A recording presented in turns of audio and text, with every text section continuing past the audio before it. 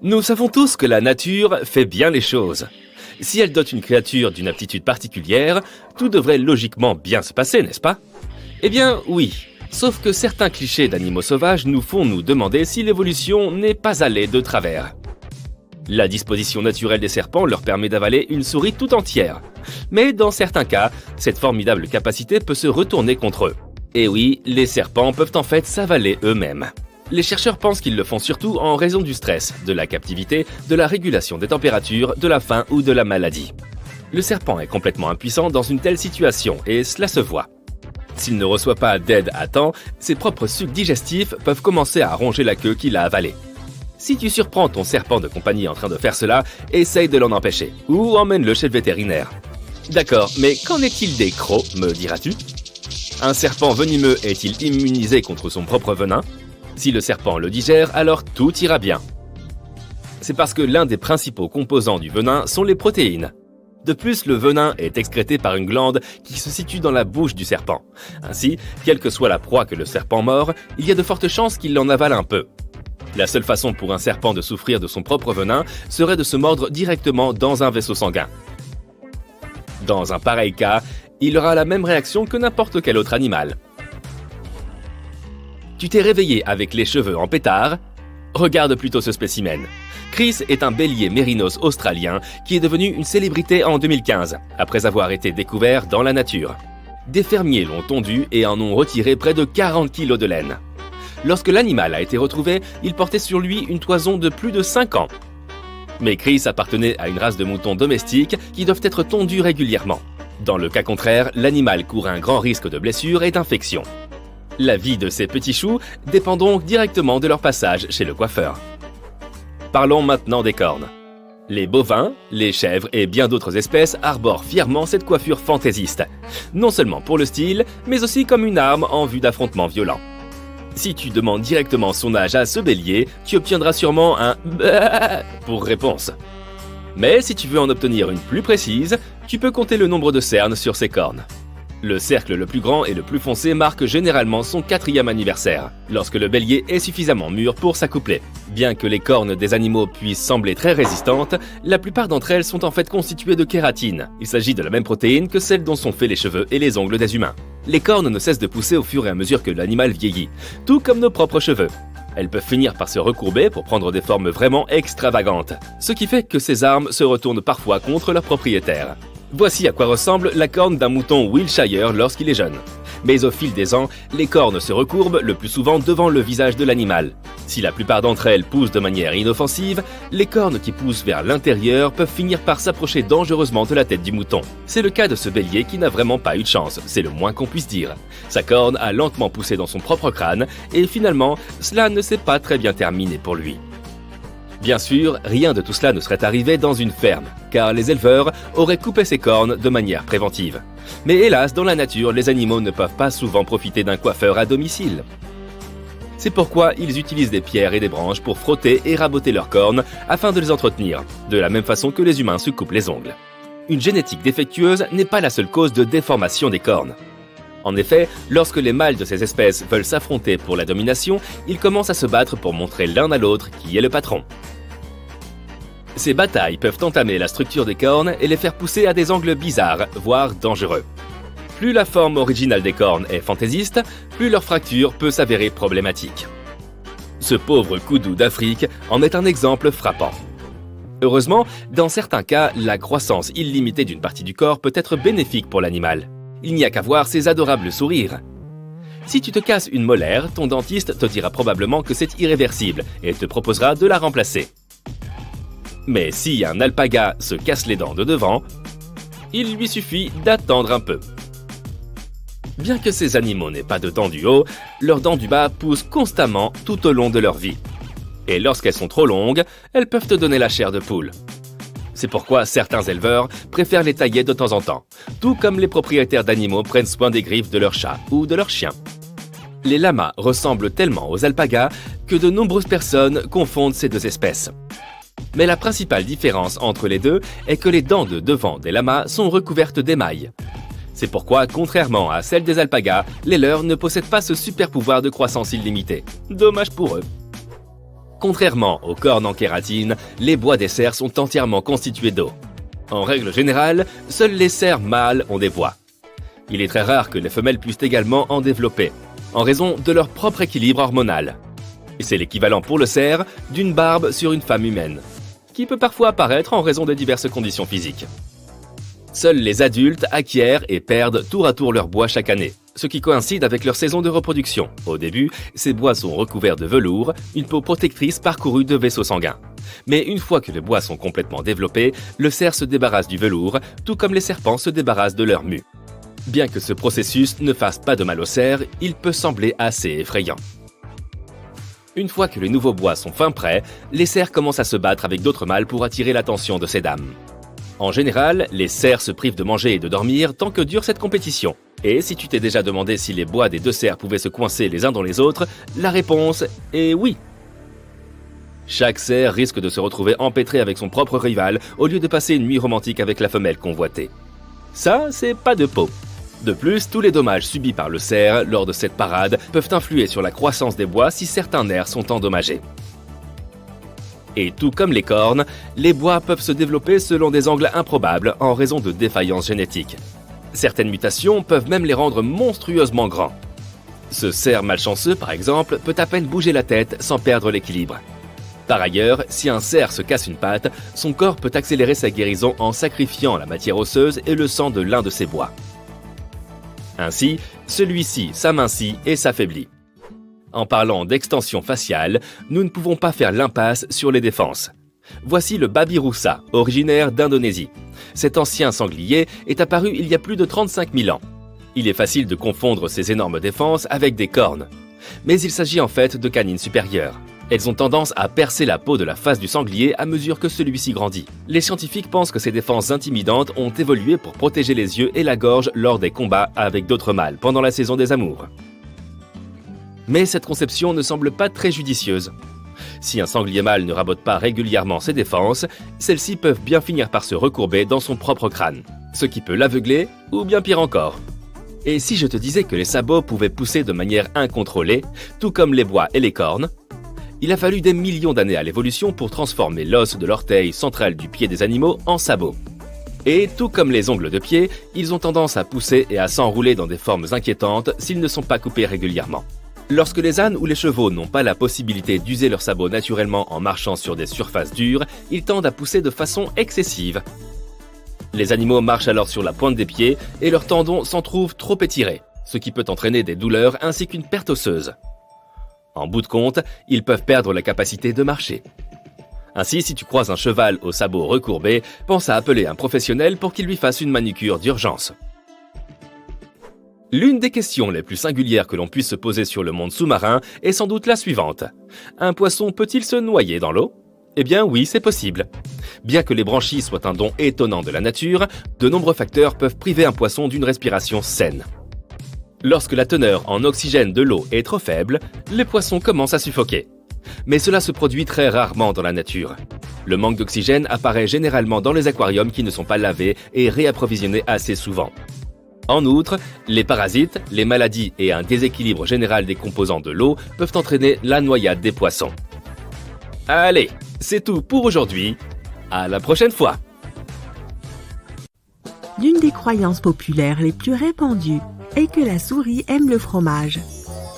Ce mythe est apparu il y a longtemps, dès que les gens ont commencé à stocker de la nourriture. Comme les souris sont des visiteurs réguliers des maisons humaines, elles étaient constamment à la recherche de nourriture. Les gens avaient l'habitude de stocker les céréales dans des bocaux. Ils suspendaient la viande, mais ils posaient les fromages sur une étagère. Les souris le mangeaient donc faute de mieux, mais elles auront plus tendance à s'attaquer à du chocolat ou à un autre produit sucré qu'à du fromage. Je les comprends un peu. Les flamants roses ne se tiennent pas dans l'eau sur une pâte afin de ne pas avoir froid.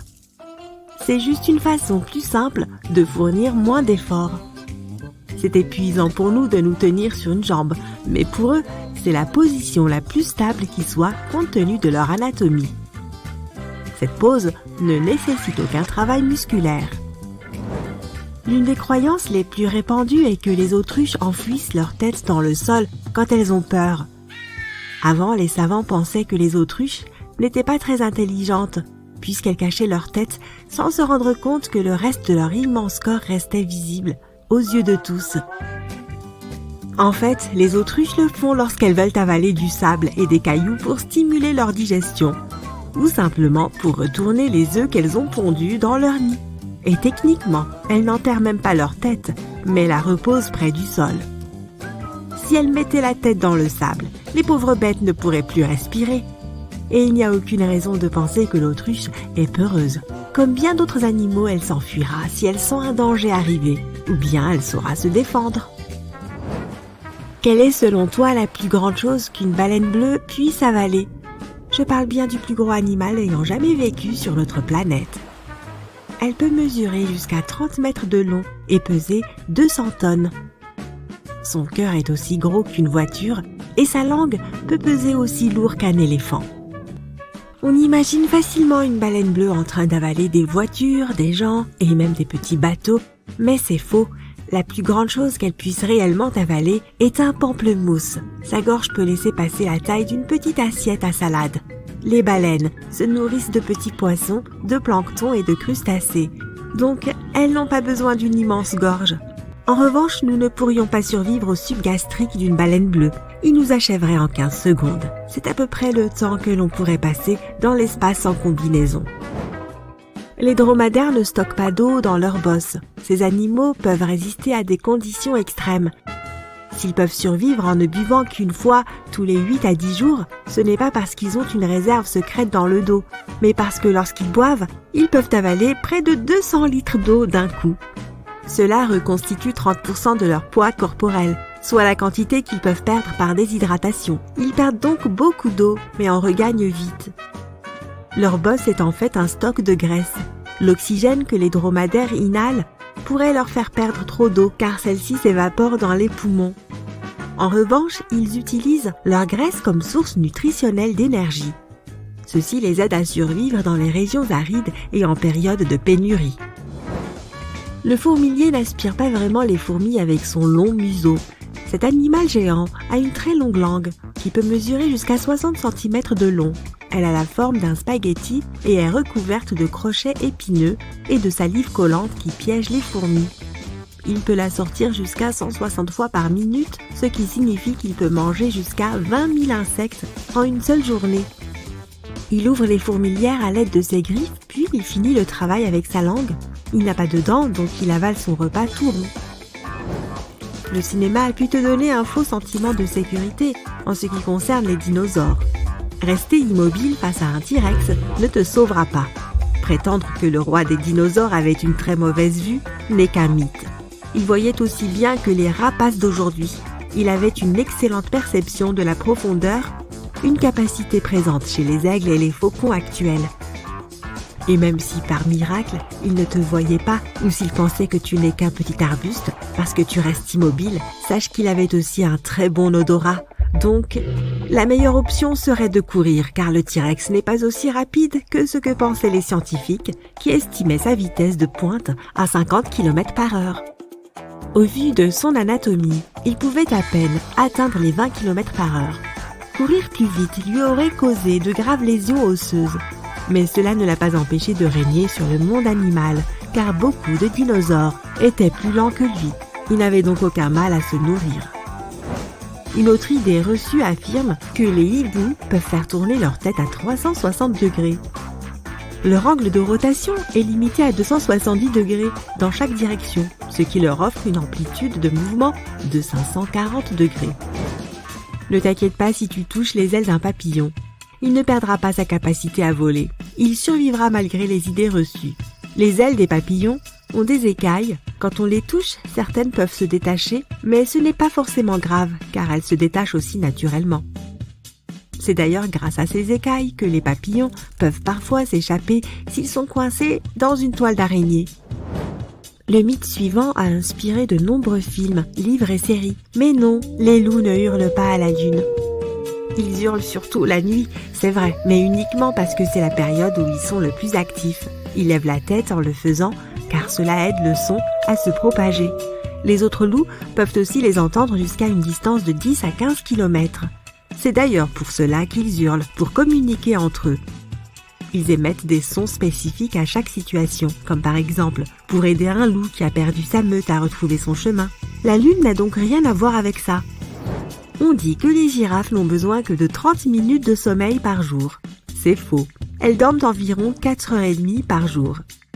Ce n'est pas si inhabituel pour les espèces animales qui sont les plus actives durant la journée.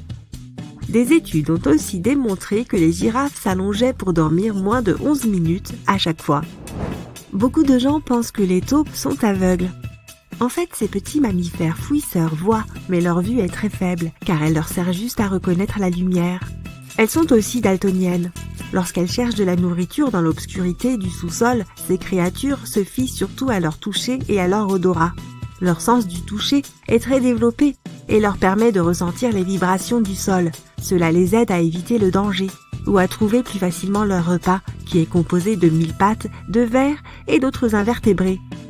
Elles creusent assez vite, avançant de plusieurs centimètres par minute. Les animaux hibernent non pas parce qu'il fait trop froid pour rester dehors en hiver, mais parce qu'il n'y a pas assez de nourriture durant cette période. Quand un animal hiberne, son rythme cardiaque, sa température, sa respiration et ses autres activités métaboliques ralentissent considérablement. Il conserve alors son énergie. Les tamias, les chauves-souris, les tortues et les serpents hibernent pendant l'hiver, ce qui leur permet d'économiser de l'énergie pour les autres saisons où ils seront plus à même de se procurer de la nourriture. Si tu penses aux ours, ce ne sont pas de vrais hibernants. Et si tu essayes d'en caresser un pendant l'hiver en pensant qu'il dort, tu risques d'être très surpris. Ils sont ralentis et ils dorment pendant de longues périodes, mais ils ne roupillent pas forcément pendant tout l'hiver et tu peux facilement les réveiller pendant leur sommeil. Et pour finir, les perce-oreilles ne te pondront pas d'œufs dans les oreilles. Malgré leur nom, tes oreilles ne les intéressent pas. Du moins, il n'y a rien qui permette de le prouver. Ils préfèrent passer leur temps dans des endroits sombres et humides, comme sous l'écorce des arbres ou dans la terre. Donc, sois tranquille. Tu travailles dans une grande réserve naturelle qui abrite plus de 1000 espèces d'animaux. La nuit, tu traverses le territoire en jeep pour voir si tout va bien. La plupart des animaux dorment. Soudain, tu entends les singes crier. Ils sautent de branche en branche. Un troupeau de chevaux sauvages sort de la forêt en courant. Ils ont l'air inquiets, eux aussi. Tu entends de nombreux animaux pleurer. On dirait qu'une chose étrange et inconnue s'est réveillée et a horrifié toute la réserve. Tu vois un éclair dans le ciel nocturne, c'est une météorite et elle vole droit vers toi. Tu montes dans ta voiture, tu appuies sur l'accélérateur et tu t'éloignes le plus loin possible. La roche spatiale tombe juste devant toi et projette ton véhicule sur le côté. Tu t'évanouis. La météorite tombée émet une étrange lueur jaune. Tu es inconscient à l'intérieur de ta voiture renversée. Tous les animaux se sont calmés. Des milliers d'entre eux s'approchent silencieusement de la météorite. Son énergie vous enveloppe, toi et tous les animaux autour. Plus l'énergie rayonne, plus la roche spatiale rétrécit. Au matin, la météorite s'évapore dans l'air. Elle a absorbé les pouvoirs des animaux et te les a transmis. Tu te réveilles dans l'herbe près de ta voiture, entouré de plusieurs personnes. Ce sont les employés de la réserve et des agents en costume sombre. Ils étudient le cratère dans le sol et te demandent ce qui s'est passé. Tu leur parles de la météorite et ils t'ordonnent de les suivre. L'un d'eux te saisit fermement par les épaules. Tu n'aimes pas ça et tu veux t'échapper. Deux agents te tiennent. Tu te mets en colère et tu sens tes muscles se contracter et ta peau se couvre de fourrure. Tu repousses rapidement les hommes et tu rugis. Tes ongles se sont transformés en griffes. Tu as reçu les pouvoirs d'un ours et tu es aussi fort et féroce. Tu t'enfuis dans la forêt, mais les agents te suivent. Tu veux être plus rapide et tu sens ta colonne vertébrale changer de forme. Tu cours désormais à quatre pattes très vite. Tu as le pouvoir du guépard, l'animal le plus rapide de la Terre. C'est incroyable. Tu peux utiliser ton esprit pour acquérir les pouvoirs de n'importe quel animal. Tu te caches dans la forêt. Les agents sont loin derrière toi. Tu entends un hélicoptère dans le ciel, il projette un faisceau lumineux de projecteurs. Aïe, ils t'ont remarqué. Les agents utilisent un mégaphone pour te demander de t'arrêter. Mais tu sais ce qui t'attend. Des laboratoires, des expériences, la vie dans une cage. Tu as vu beaucoup de films à ce sujet, alors tu n'abandonneras pas. Tu cours hors de la forêt. Ils tirent des fléchettes sur toi. Tu te diriges rapidement vers un grand lac et plonges dedans. Des branchies se forment sur ton cou. C'est si bon de faire passer de l'eau à travers elles. Des palmes ont poussé sur tes bras et tes jambes. Tes pieds sont comme des nageoires. Tes jambes fusionnent pour former une grande queue et tu es maintenant un morse. Tu traverses rapidement le lac à la nage et débarques sur le rivage de l'autre côté. Plusieurs voitures et motos font le tour du lac pour te rattraper. Il y a une autre forêt devant toi, mais cette fois, elle est trop dense. Il n'y a pas d'espace pour courir vite, mais tu peux avoir la force d'un singe. Tes mains s'allongent et tes doigts deviennent plus forts. Tu sautes sur un arbre, tu grimpes au sommet et tu scannes des yeux la réserve. Tu dois aller vers le sud et atteindre une petite ville pour te restaurer. Après quelques heures, tu atteins la limite de la réserve. Tu dois maintenant sauter par-dessus une haute clôture. Tes jambes deviennent fortes, tu sautes comme un kangourou, mais ce n'est pas assez haut. Tu tombes au sol. L'hélicoptère te rattrape. Tu acquiers des pouvoirs de lézard. Des écailles collantes poussent sur tes paumes. Tu escalades rapidement le mur de béton et sautes de l'autre côté. Tu te retrouves dans les hautes herbes. Des agents viennent vers toi de tous les côtés. Tu penses à te transformer en serpent, tes bras et tes jambes fusionnent avec ton corps. Tu peux maintenant ramper. Tu passes devant tous les agents et tu te retrouves sur la route. Tu vois une voiture au loin, tu lèves la main et lui demandes de s'arrêter. Oh non, c'est le véhicule des agents. Ils t'entourent. Le projecteur de l'hélicoptère est braqué sur toi. Tu n'as nulle part où aller. Mais tu peux voler. Tes vêtements se déchirent dans ton dos, d'énormes ailes poussent de tes omoplates. Tu t'élèves dans les airs. Il fait plutôt froid ici, mais les plumes sur ton corps te protègent du vent. Super, tu peux voler. C'est incroyable. Mais aïe, tu as l'impression que quelqu'un t'a pincé par derrière. C'est une fléchette. Ils t'ont eu. Tu as envie de dormir et tu te laisses redescendre.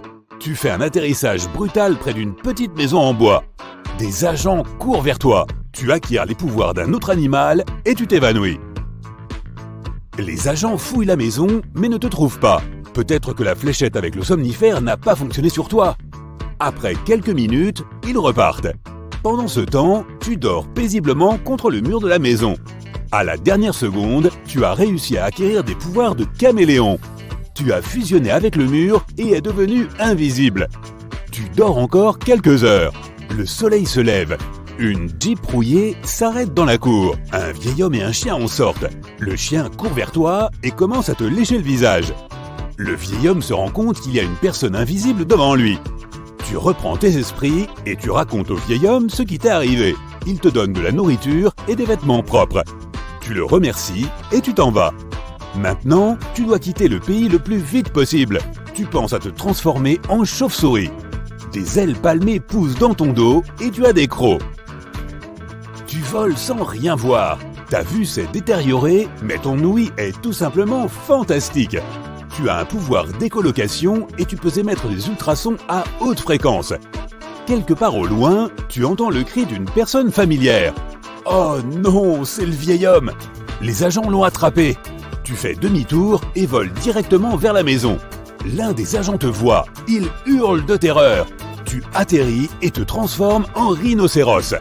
Ton corps devient énorme et ton nez s'allonge. Tu accélères et renverses plusieurs agents. Puis tu retournes leur voiture, cours dans la maison et libères le vieil homme. Il monte sur ton dos car tu es maintenant un cheval et vous partez loin d'ici. Tu atteins les montagnes. Le vieil homme a l'air fatigué mais reconnaissant. Tu ne peux pas partager sa joie car tu ne sais pas comment tout ça va se terminer. Tu demandes au vieil homme de se cacher pendant que tu distrais les poursuivants. Tu penses à un autre animal. Tes jambes et tes bras se transforment en sabots. Tu grimpes en haut d'une falaise comme une chèvre. Ils ne peuvent pas t'attraper. Mais à ce moment-là, l'hélicoptère réapparaît. Un agent te vise avec une fléchette. Des aiguilles poussent dans ton dos. Tu as des pouvoirs d'un porc-épic. Tu tires quelques aiguilles vers l'agent. Cela le distrait pendant quelques minutes. À ce moment-là, un puma te saute dessus, sorti de nulle part. Il te griffe. Tu penses à un lion et obtiens ses pouvoirs. Tu te mets sur tes pattes arrière et tu rugis très fort. Le puma prend peur et s'enfuit. L'hélicoptère s'envole. Tu accélères, sautes de la falaise et obtiens les pouvoirs de l'oiseau le plus rapide du monde, le faucon pèlerin. Tu fais un piqué à toute vitesse et atterris dans la forêt. Tu dois maintenant trouver le vieil homme. Tu as un museau de chien. Tu peux maintenant sentir l'odeur de ton ami et te diriger vers lui. À ce moment-là, tu trouves un excellent plan pour arrêter les agents. Les animaux sont géniaux. Ils dégagent du charisme, de la confiance et de la vitalité. Voici un petit quiz qui t'aidera à découvrir quel est ton animal gardien pour que tu puisses adopter certaines de ses caractéristiques authentiques et étonnantes. Choisis tes réponses, n'oublie pas de compter ton score et découvre les résultats à la fin de cette vidéo. Choisis le paysage qui te plaît le plus.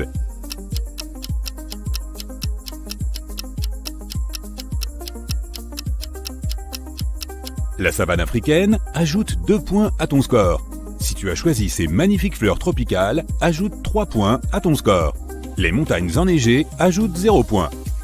Et la forêt de conifères te donne 1 point. Voici la question suivante. Est-ce que tu te sens lié aux animaux? Non. Bien sûr. Eh bien, ça dépend. Je les aime plus que les humains.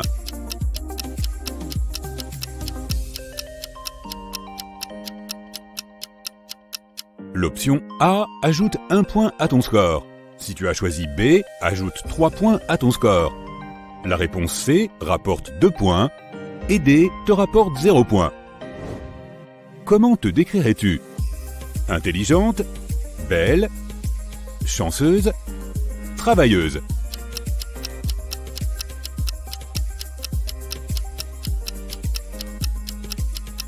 A ajoute 1 point à ton score. Si tu as choisi l'option B, prends 2 points. L'option C ajoute 3 points. Et la réponse D te rapporte 0 points. Choisis le ciel et les nuages que tu préfères.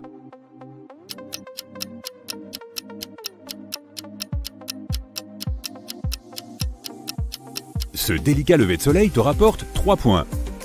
Si les nuages d'orage t'ont plu, ajoute 1 point à ton score.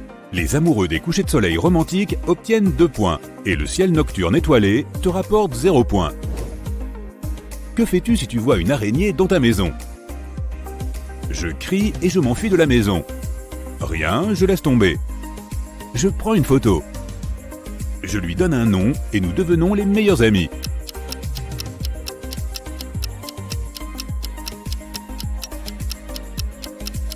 L'option A ajoute 0 étoile à ton score. B te rapporte 1 point. La réponse C vaut 2 points.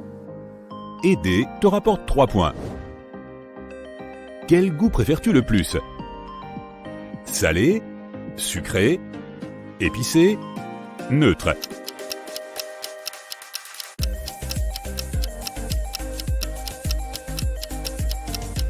Si ton choix est l'option A, ajoute 1 point à ton score. La réponse B ajoute 0 point. La réponse C te rapporte 2 points. Et la réponse D vaut 3 points. De quoi as-tu le plus peur? Mes propres pensées? L'obscurité? Être un raté? Insecte.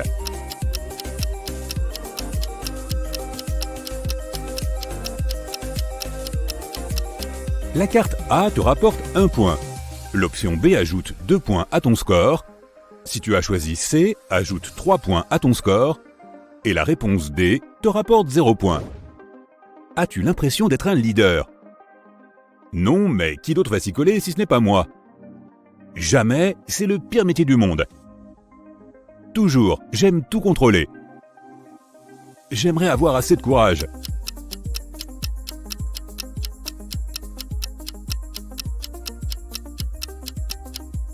Si tu as choisi l'option A, ajoute 2 points à ton score.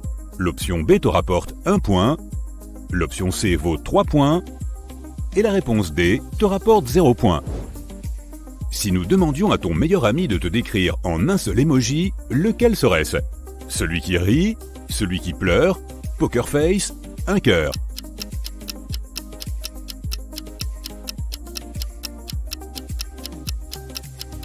A ajoute 3 points à ton score. Si tu as choisi B, ajoute 0 points à ton score. L'option C te rapporte 1 point et l'option D ajoute 2 points. Tu préfères travailler en groupe ou seul? Seul. En groupe? Cela dépend de la tâche. Je préfère travailler en binôme.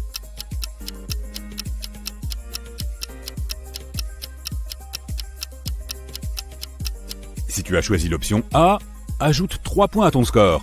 L'option B te rapporte 2 points. L'option C vaut 0 points. Et la réponse D te rapporte 1 point. Quel genre de musique préfères-tu? Classique, rap, disco, rock.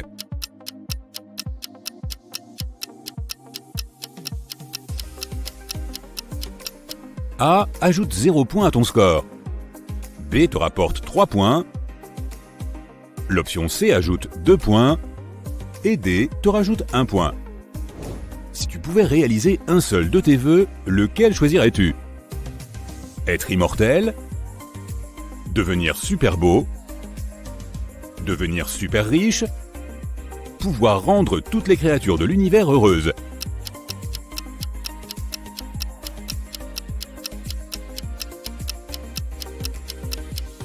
A te rapporte 0 points dans ce tour. L'option B ajoute 2 points. C vaut 1 point. Et la réponse D ajoute 3 points. Si tu pouvais choisir un seul de ces 4 métiers, lequel choisirais-tu? Pompier, je suis prêt à prendre des risques pour sauver des vies.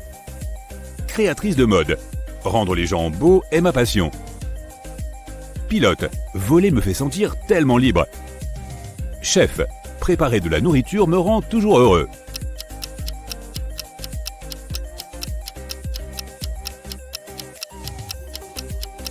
Si tu as choisi A, ajoute 1 point à ton score. L'option B te rapporte 2 points, C ajoute 0 points et la réponse D te rapporte 3 points. Es-tu sûr de toi? J'essaie de l'être. Non. Ouais, je suis très sûr de moi. J'ai tendance à trop réfléchir à chaque action.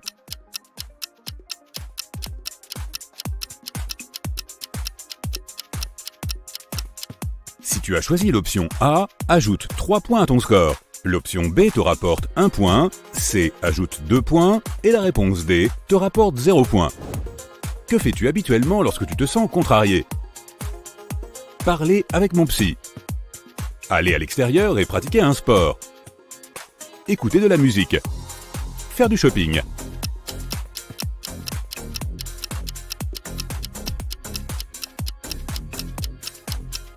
Si tu as choisi A, ajoute 0 points à ton score.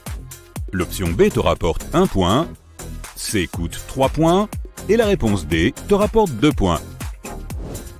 Choisis un élément. Air, feu, eau, terre.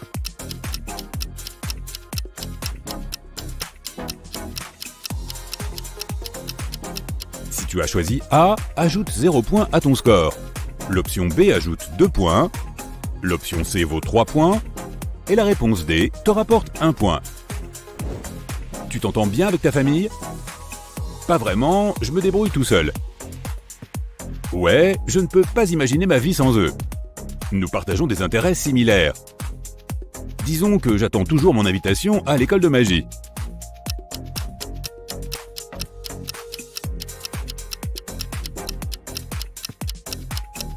Si tu as choisi A, ajoute 1 point à ton score.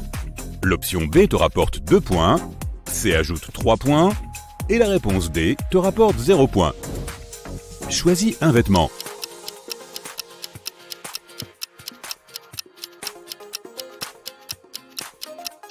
Le chapeau rapporte 0 point à ton score. Si tu as choisi le manteau brillant, prends 2 points. La paire de jeans te rapporte 1 point. Et le maillot de bain te rapporte 3 points. Choisis le style de danse que tu préfères.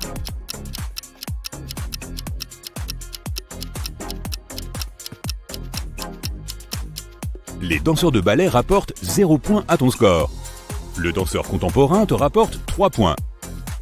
Si tu as choisi le tango, prends 1 point.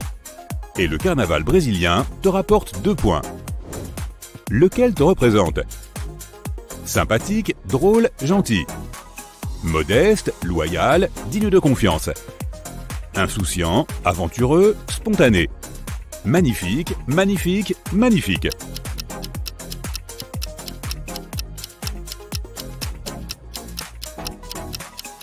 L'option A ajoute 3 points à ton score. L'option B te rapporte 1 point. Si tu as choisi C, tu obtiens 0 points et la réponse D te rapporte 2 points. Choisis une fleur. Lys, mystérieux tout comme moi. Marguerite, elle me donne une impression de paix et de chaleur. Pivoine, elles ont quelque chose de royal. Narcisse, elles sont si douces et élégantes.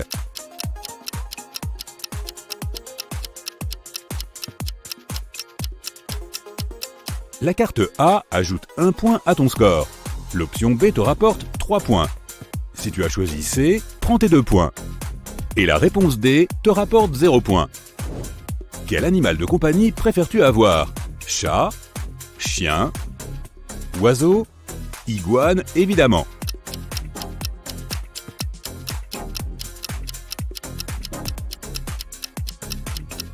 La carte A ajoute 3 points à ton score. L'option B vaut 2 points. C te rapporte 0 points. Et la réponse D te rapporte 1 point. Prêt pour les résultats? Assure-toi que tu as calculé ton score correctement et c'est parti. Si ton score est compris entre 0 et 16 points, félicitations! Ton animal protecteur est une chouette. Cette sage créature te protège de toutes sortes d'ennuis et t'aide à traverser les périodes difficiles. Elle te rend également assez attentif pour voir les fausses amitiés et les mauvaises motivations des autres. Parfois, tu peux te sentir en insécurité, comme si tu venais d'une autre planète, mais ne baisse pas les bras. Permets-toi de faire de la place pour le bonheur et le bien-être à long terme. Chaque fois que tu seras confronté à une injustice ou que tu te sentiras moins confiant, ta gardienne chouette t'aidera à te calmer et à reprendre ton pouvoir. Si ton score est compris entre 16 et 32 points, ton animal totem est un loup. Tu aimes probablement rester dans l'ombre et permettre à tes amis bruyants de te voler la vedette. Ton gardien de l'âme t'apprend à valoriser l'indépendance, l'autosuffisance et le calme. Marcher seul et tenir un journal intime peuvent t'aider à redécouvrir ton authenticité. Les gens ont tendance à te percevoir comme une personne profonde et mystérieuse. Ils veulent en savoir plus sur ton monde intérieur. Donc si quelqu'un viole tes limites, fais simplement un de ces regards de loup en colère. Si tu as obtenu entre 32 et 48 points, le protecteur de ton âme est un lion. Cet animal peut t'apprendre à surmonter ta fierté et ton égocentrisme, afin de devenir un leader généreux et doté d'un grand cœur. Les gens viennent probablement te demander conseil tout le temps, car tu rayonnes de confiance et d'humour. Tous les rêves semblent possibles lorsqu'ils sont à tes côtés. Bien que ta réserve d'amour pour les gens soit presque inépuisable, tu as parfois besoin d'une pause. Alors gère ton énergie avec sagesse et ne laisse pas les gens profiter de toi. Si tu as obtenu de 48 à 66 points, ton animal gardien est une baleine. Elle peut t'apprendre à vibrer avec l'océan et à apprécier la vie telle qu'elle est à chaque instant. Ce sentiment d'unicité, d'unité et de sagesse t'aidera à naviguer dans la vie comme si tu dansais avec les vagues. Essaie de chérir cet état d'esprit et d'observer le drame de l'existence d'un point de vue détaché, comme un réalisateur de film ou un compositeur de musique expérimenté. Cela te donnera la capacité d'inventer des solutions progressistes qui améliorent la vie des gens et l'environnement. Tu es en train de rentrer chez toi en voiture quand tu vois des chiens proposés à l'adoption. Tu te dis, pourquoi ne pas sauver un mignon petit toutou et lui donner un foyer chaleureux? Tu te gares et tu vois un gigantesque chien. Il a des oreilles pointues et des pattes énormes. Ses yeux sont sombres et perçants. Il s'agit d'un hybride loup-chien. On en trouve dans la nature et ils sont également assez courants dans de nombreux foyers. En réalité, c'est le croisement le plus répandu entre un animal sauvage et un animal domestiqué. On estime le nombre de ces animaux de compagnie à 400 000 rien qu'aux États-Unis. Et il en existe de nombreuses combinaisons. Mais ceux qu'on voit le plus souvent, ce sont des loups gris mélangés à des bergers allemands ou des huskies sibériens. Ces croisements te paraîtront majestueux, mais ils sont en fait très dangereux dans une maison. De nombreux cas ont été signalés de chiens-loups attaquant leur maître de manière totalement imprévisible. Il est préférable de laisser ces chiens tranquilles. Et puisqu'on parle de chiens sauvages, il faut savoir que certains des plus dangereux pourront te sembler très mignons au début.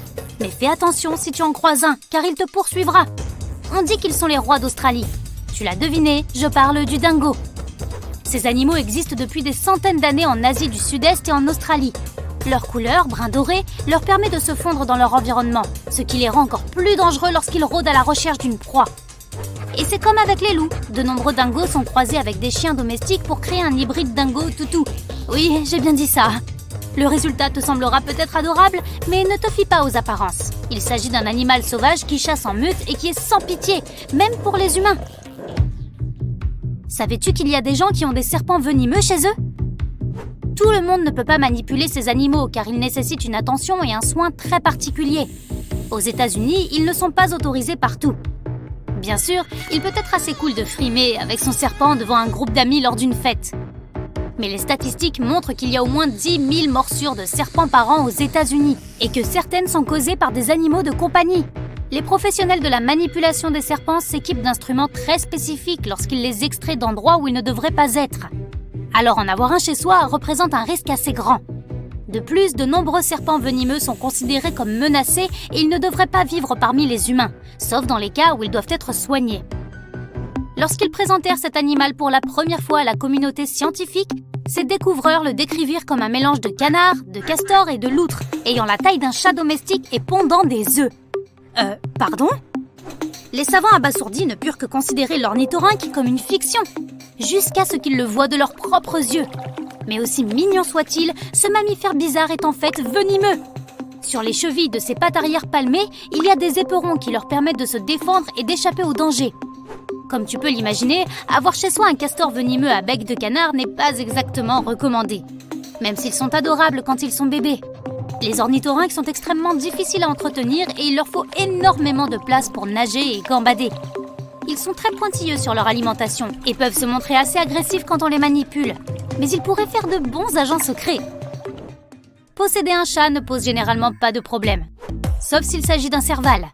Ces chats sauvages sont plus grands que les chats habituels et ressemblent à de vrais petits léopards. C'est vrai, ils sont majestueux quand ils se mettent à sauter d'un endroit à un autre, mais il est plutôt déconseillé d'en avoir un chez soi. Ils sont connus pour causer le chaos et déchirer les rideaux et les canapés avec leurs griffes. Ils écoutent rarement les humains et sont agressifs quand on joue avec eux. Ils sont très intelligents et ont besoin de beaucoup d'espace pour grimper et se promener, et faire toutes ces choses que font les servals. Le lorislan est un animal qu'on voudrait câliner toute la journée. Ses grands yeux globuleux te donneront envie de pleurer de joie. La façon dont il s'accroche aux branches avec ses petites mains fera sourire tout le monde. Et il fait tout extrêmement lentement. Mais il faut savoir une chose au sujet de ces primates. Ils sont en voie de disparition et illégaux. Et même s'ils ont l'air très mignons, ils souffrent quand on les manipule. Ce sont des animaux nocturnes et ils ne supportent pas beaucoup les contacts.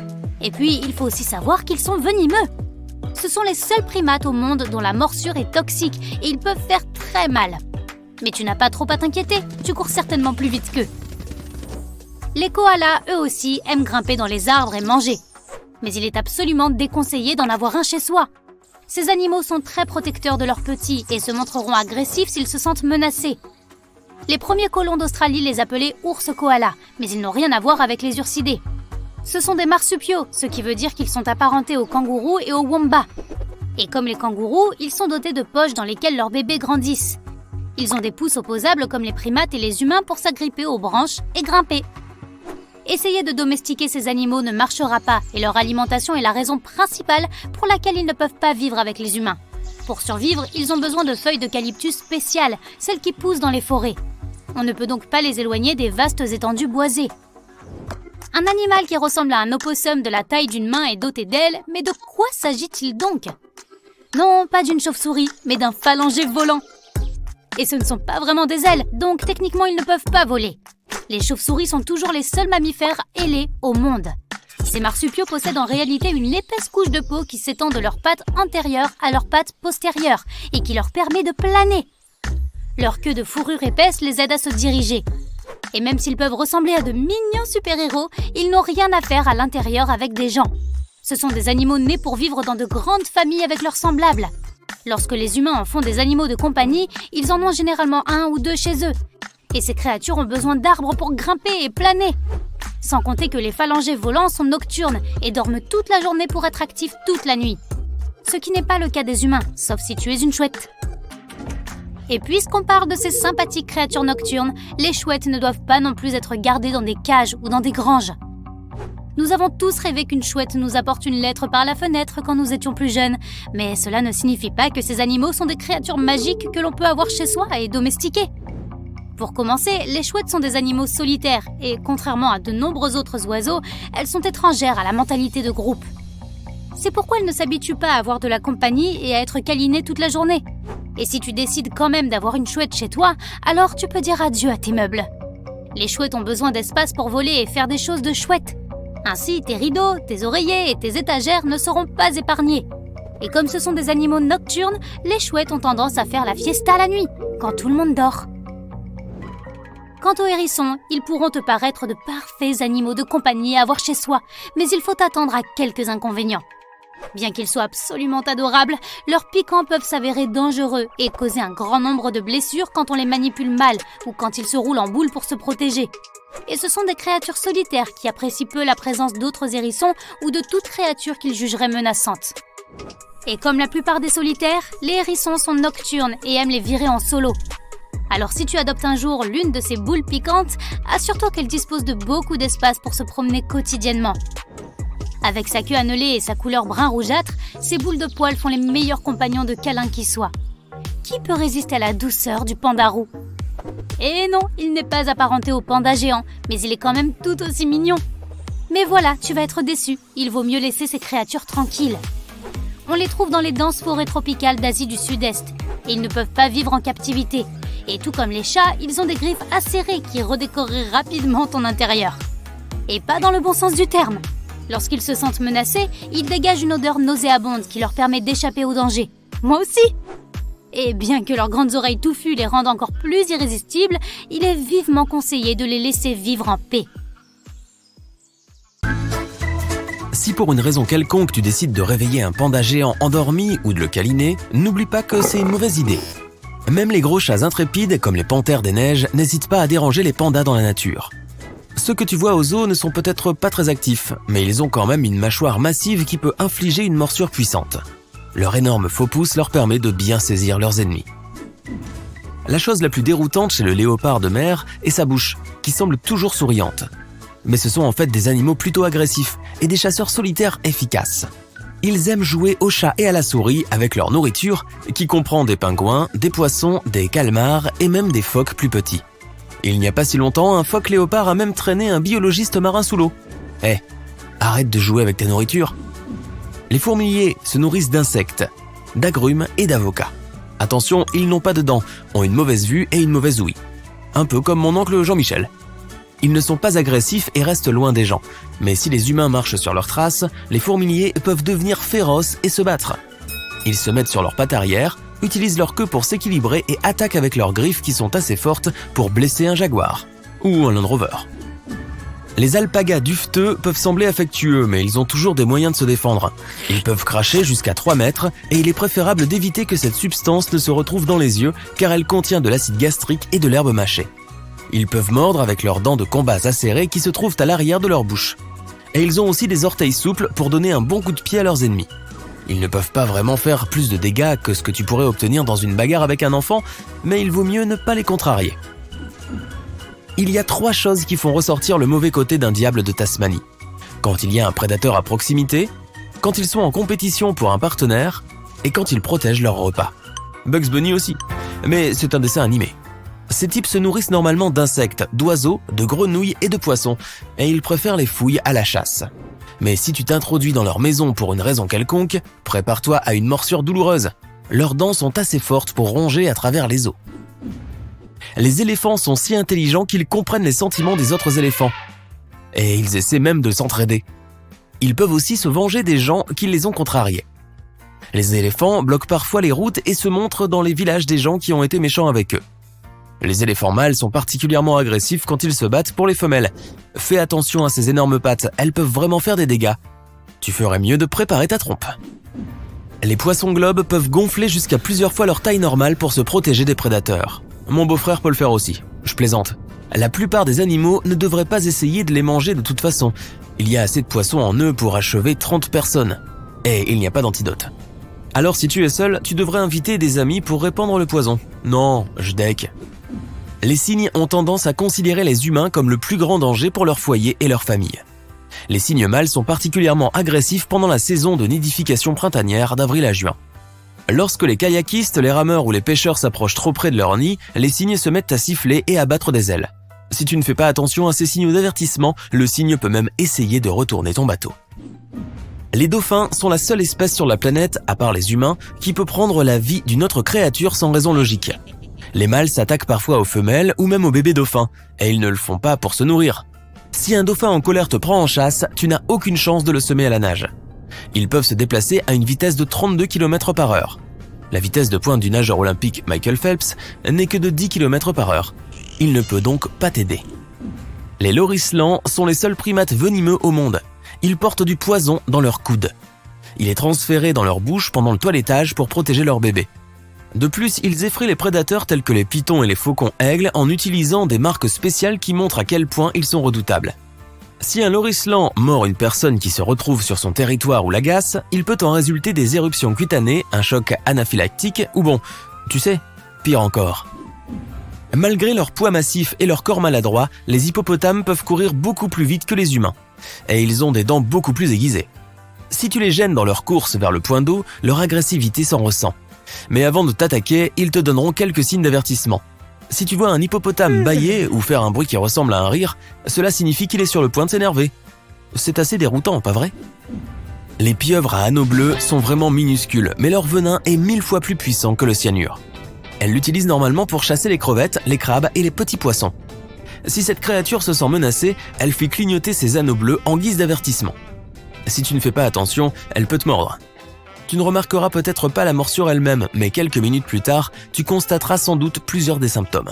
Nausées, engourdissements, et même la perte de tes sens et de tes capacités motrices. Fais donc attention. Les cônes sont une créature très dangereuse. Ils perforent leurs victimes avec une dent qui ressemble à un harpon, puis leur injectent leur venin. Si un cône plus petit t'attaque, tu auras l'impression que c'est une piqûre d'abeille. Mais si tu as la malchance d'en rencontrer un plus gros, cela peut provoquer un engourdissement, un gonflement, une paralysie musculaire, des changements dans ta vision et même des difficultés respiratoires. Les bernaches du Canada vivent près des humains depuis des années. Mais elles se méfient toujours de nous, surtout pendant la saison des amours au printemps. À cette période, les mâles peuvent poursuivre et mordre des personnes qui semblent être une menace pour leurs compagnons, leurs œufs ou leurs bébés. Si tu veux éviter d'être attaqué par cet oiseau très en colère, la meilleure chose à faire est de t'éloigner lentement. Les écureuils ont beaucoup d'ennemis, aussi bien dans la nature que dans les villes. Leur superpuissance contre tous et leur vitesse et leur agilité. La plupart du temps, il est tout à fait sûr de s'approcher d'eux, mais ils peuvent toujours être imprévisibles comme n'importe quel animal sauvage. Ils mordent de temps en temps et attention, ils sont porteurs d'infections comme la rage. Ils sont plus susceptibles de s'en prendre à des animaux domestiques ou à tes enfants, mais ils peuvent aussi mordre des adultes. Alors pour être sûr, marche toujours derrière tes animaux domestiques ou tes enfants pour les utiliser comme bouclier. Ah, je déconne. Si jamais tu vois un kangourou se lever sur ses pattes de derrière, recule. C'est leur façon de t'avertir qu'ils pensent que tu es une menace pour leur femelle ou leur nourriture. Ce sont de vrais pros de la boxe. Ils ont de très longues pattes et des griffes acérées. Les kangourous sautent en l'air pour donner une force supplémentaire à leurs coups de pied qui sont assez puissants pour briser des os. L'ornithorynque n'a pas de dents et il se nourrit principalement d'insectes et de crustacés. C'est l'un des deux seuls mammifères qui pondent des œufs. Mais ces espèces étranges peuvent quand même te faire du mal. Les mâles ont des éperons aigus cachés sur les talons de leurs pattes arrière. Ces éperons contiennent un venin assez puissant pour tuer un chien. Les koalas s'hydratent principalement en mangeant des feuilles d'eucalyptus. Et leurs dents et leurs griffes acérées leur procurent toute la protection dont ils ont besoin. Lorsqu'un koala griffe quelqu'un qui veut le câliner un peu trop fort, il peut transmettre des infections désagréables. Les ratons laveurs peuvent facilement s'adapter à n'importe quel environnement, y compris ton derrière. Ils s'attaquent rarement aux humains mais peuvent endommager tes biens et te rendre malade. Ils vont partout pour trouver de la nourriture, des poubelles aux nids d'oiseaux, et c'est là qu'ils peuvent attraper un grand nombre d'infections différentes. Outre la maladie, les ratons laveurs peuvent donner aux humains de vilaines blessures qui mettent du temps à guérir. Lorsqu'il pense que tu menaces sa digue, un castor se met à frapper l'eau avec sa queue en guise d'avertissement. Si tu l'ignores, il essaiera d'utiliser ses dents acérées contre toi pour protéger sa famille. Il est donc préférable de se contenter de faire demi-tour et le laisser tranquille. Les loutres passent une grande partie de leur temps à nager sur le dos, et elles ne se soucient pas de nettoyer après elles. C'est pourquoi elles laissent toujours traîner des morceaux de poisson qui attirent les insectes porteurs de maladies. En plus d'être très désordonnées, elles ont aussi des dents puissantes qui peuvent être utilisées contre tout visiteur indésirable. Les cassowaries sont les oiseaux les plus dangereux de la planète. L'un d'eux peut peser autant qu'un adulte humain, et ils possèdent de longues et puissantes pattes et des griffes acérées. Ils peuvent te poursuivre à une vitesse de 48 km/h, mais heureusement, ils essaient d'éviter les combats. Mais si tu ne veux pas être la cible de leurs mouvements de karaté, garde une distance de sécurité et ne les provoque pas. Compris ? Bien. Cours! Vraiment, ce n'est pas sûr dehors. Il y a un tigre à dents de sabre qui rôde. Tu devrais faire attention. Qu'est-ce que tu fais? Ne regarde pas. Ok, juste un petit coup d'œil. Comment c'est possible, tu te demandes? C'est parce que tu es dans la réalité virtuelle, bien sûr. Ces grands félins aux allures sympas, mais très dangereuses, ont vécu pendant la dernière période glaciaire. Et s'ils décidaient d'apparaître sur le pas de ta porte, comme par enchantement? Toc toc! Un chat à dents de sabre attend que tu lui achètes des biscuits. Le coélacanthe, ce poisson à l'aspect imposant, est issu d'une lignée qui existe depuis plus de 300 millions d'années. Nous pensions qu'il n'existait plus jusqu'en 1938, date à laquelle un coélacanthe vivant a été retrouvé. Depuis lors, ils errent dans les eaux de la côte est de l'Afrique et dans les eaux de Sulawesi en Indonésie. Mec, je ne voudrais pas aller nager et rencontrer un de ces gars-là face à face. Leur mâchoire a une articulation intracrânienne, ce qui signifie que leur bouche s'ouvre beaucoup. C'est pour qu'ils puissent manger de grosses proies, comme moi. C'est pas bon. Ils sont énormes aussi. Imagine un poisson qui est aussi long que toi et qui pèse autant qu'un humain ordinaire. On pensait que le takae, un oiseau incapable de voler, avait disparu en 1898. Ils sont très beaux, petits et multicolores. Habituellement, pas plus haut que ton genou. Mais imagine ça, tu es en train de faire une randonnée dans les montagnes Murchison, tu regardes autour de toi et tu aperçois l'oiseau que tu croyais disparu.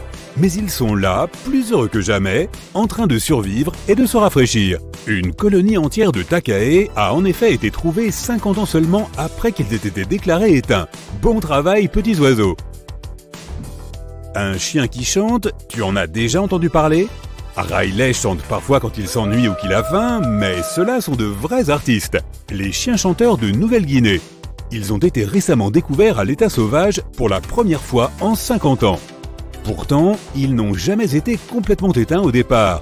Les Néo-Guinéens se sont assurés qu'ils soient en sécurité à côté d'eux. Mais à l'état sauvage, très rare et difficile à apercevoir. Regarde, en voilà un! Les chiens chanteurs de Nouvelle-Guinée sont appelés ainsi en raison de leur célèbre chant aigu. Ils chantent aussi parfois ensemble. Une sorte de chorale de chiens où ils hurlent tous ensemble. Je parie qu'ils chantent mieux que moi sous la douche. Pas très loin d'ici, nous avons des chauves-souris. Mais celles-ci sont un peu différentes. Tu vois, leurs oreilles sont énormes. Je suppose que c'est pour ça qu'on les appelle les chauves-souris à grandes oreilles de Nouvelle-Guinée. Malin! L'espèce a été retrouvée quand l'une d'entre elles a été accidentellement prise dans un piège à chauve-souris. Jusque-là, je suppose qu'elles jouaient à cache-cache avec nous, car jusqu'en 1890, on les croyait disparues. Elles ne sont toujours pas hors de la zone de danger à cause de la perte d'habitat. Imagine que tu découvres un fossile d'une espèce que tu croyais éteinte depuis longtemps, et que 2 ans plus tard, tu trouves un groupe entier vivant de cette espèce. C'est exactement ce qui s'est passé en 1977 avec le crapaud accoucheur de Majorque. Il est d'une couleur brunâtre, avec des taches plus foncées sur sa peau. En dehors de cela, c'est juste un petit crapaud avec des yeux globuleux. Le groupe de crapauds vivants a été trouvé près de l'endroit où se trouvait le fossile, sur l'île de Majorque. Il n'en reste pas beaucoup, environ 500 en fait, et à l'heure actuelle, ils sont déclarés vulnérables par l'Union internationale pour la conservation de la nature. Es-tu un fan de tortues? Tu le seras quand tu jetteras un coup d'œil à cette énorme beauté. Elle s'appelle Tortue des Galapagos de l'île Fernandina. Elle n'avait pas été vue depuis 1906, mais le 17 février 2019, nous avons enfin pu regarder l'une de ces magnifiques créatures. Elle est probablement dehors avec quelques-uns de ses compagnons en ce moment, mais elle ne se laisse pas voir non plus. Nous savons seulement qu'elles existent parce qu'il y a quelques traces et odeurs. Voici une autre grenouille, la grenouille marsupiale cornue. On la trouve en Équateur dans la forêt de Choco, pour être plus précis. On les appelle ainsi à cause de leurs cornes distinctes juste au-dessus de leurs yeux. Tu connais la poche que les kangourous utilisent pour porter leur progéniture? Eh bien la grenouille marsupiale à cornes femelle en a aussi une, sauf qu'elle est sur le dos et qu'elle agit comme une sorte de sac à dos. Elles développent leurs embryons à cet endroit et lorsqu'ils sont prêts à sortir, ils éclosent comme des bébés complets, contrairement aux grenouilles ordinaires qui commencent comme des têtards. Un autre crapaud, le crapaud de la nuit étoilée ou crapaud arlequin. Ils sont noirs et couverts d'une multitude de taches blanches. Perdu pendant 30 ans, il a été découvert en 2019. Imagine-les comme des grands gardes du corps. Des gardes du corps de l'eau pour être exact. Oh, c'est un très gros crapaud sur ton écran. Eh bien, pour le peuple Arhuaco, c'est exactement ce qu'ils sont. Des gardiens de l'eau. Ils ont aussi leur propre nom à eux, Guna. Ça ressemble à un fromage. Lorsque les scientifiques les ont retrouvés, ils ont rencontré 30 de ces petites créatures, alors qu'ils n'en attendaient qu'une seule au départ. Quelle belle surprise! Voici un tigre pour toi, bien qu'il ne ressemble pas tout à fait à un tigre classique. Il s'agit du tigre de Tasmanie, qui semblait avoir disparu depuis 1936. Sorti de nulle part, on a commencé à l'apercevoir à l'état sauvage il y a tout juste 5 ans, en 2016. Il ressemble en quelque sorte à un chien plus qu'à un tigre ou à un renard peut-être. Il suffit de bien regarder son museau, peut-être même un mélange des deux. Puis quelques autres ont commencé à apparaître aussi. Et si tu penses en voir un juste devant toi, mais que tu n'es pas sûr, vérifie s'il a des rayures sur le dos. Ils existent bel et bien, mais sont toujours considérés comme éteints par l'UICN. Ok, imagine un cheval qui semble tout droit sorti d'une scène de film. Tout petit, une fourrure magnifique, très bien élevé. Il est petit, mais ce n'est pas un poney. C'est un cheval caspien. Ils ont une histoire intéressante. Ils ont été découverts par Louise Leylin, qui s'est mariée à un aristocrate en 1957. Ayant déménagé à Téhéran, en Iran, elle n'aimait pas trop le comportement des chevaux là-bas. Alors, elle a pris les choses en main. Elle a pris quelques personnes avec elle et elles sont allées à la montagne de la mer Caspienne. Et là, elles ont trouvé 3 de ces magnifiques petits chevaux. C'est comme ça que l'histoire est arrivée. Ensuite, un opossum qui a été trouvé dans un endroit inattendu. Devine où? Tu as 3 options possibles. Caché dans une station de ski, dans l'outback australien ou dans la salle de bain d'un appartement. Laquelle choisis-tu? Tu as 3 secondes. La bonne réponse est une station de ski. Oui, cet opossum s'appelait l'opossum nain des montagnes. Et il est originaire d'Australie. Jusqu'à présent, il existe 3 populations différentes de ce petit opossum. Mais on le croyait éteint jusqu'en 1966. Il y en a moins de 100, et l'UICN les considère comme étant en danger critique d'extinction. Également originaire d'Australie, la perruche nocturne, un plaisir absolu pour les observateurs d'oiseaux. Très beaux et mystérieux, ces petits bonhommes vivent dans des régions très éloignées. Tu peux probablement compter sur les doigts de ta main le nombre de fois où ces oiseaux ont été vus depuis qu'ils ont été retrouvés en 1979. C'est dire à quel point ils sont rares. As-tu déjà vu un tarsier pygmée? Moi non plus. Ce n'est qu'en 2008 que 3 d'entre eux ont été capturés. Les scientifiques ne veulent pas vraiment perdre à nouveau la trace de leur mouvement, alors ils leur ont donné de tout petits colliers. De cette façon, ils peuvent vivre leur vie aussi heureux que jamais et nous saurons qu'ils sont en sécurité. Le dernier dont je veux te parler est le homard des arbres, mais comme son nom pourrait te faire penser à tort, ce ne sont pas vraiment des homards. Ce sont juste de grosses bestioles noires avec d'énormes pattes. L'histoire de leur extinction est triste. En 1920, un cargo est resté coincé sur l'île Lord Howe et il y avait des rats à bord. Ces rats se sont enfuis du navire et ont couru directement vers la terre ferme.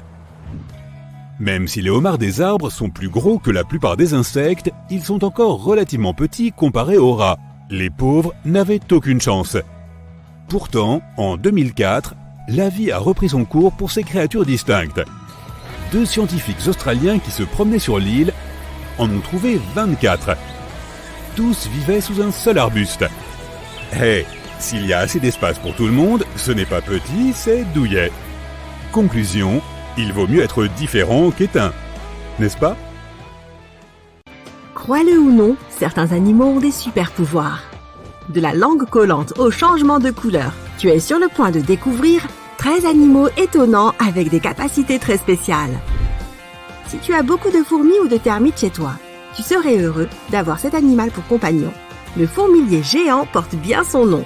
Il mesure 2 mètres de long, du museau à la queue. S'il se tenait debout sur ses pattes arrière, il serait plus grand que la plupart des gens. Heureusement, il ne mange que des insectes. avec un régime composé de fourmis et de termites. Il engloutit près de 35 000 de ces petites bestioles en une seule journée. Pour capturer son repas, le fourmilier est équipé d'une longue langue étroite d'environ 60 cm, faite de petites épines pointant vers l'arrière et recouverte de salive collante. Lorsqu'il tombe sur une fourmilière, le fourmilier utilise ses griffes massives pour creuser dans la terre. Tandis que les fourmis s'enfuient en panique, il tire la langue jusqu'à 150 fois par minute et les fourmis se collent à elle. Miam! Le fourmilier géant n'a pas de dents pour mordre et mâcher. Il fait partie d'un groupe d'animaux connus sous le nom d'édentés, ce qui signifie sans dents.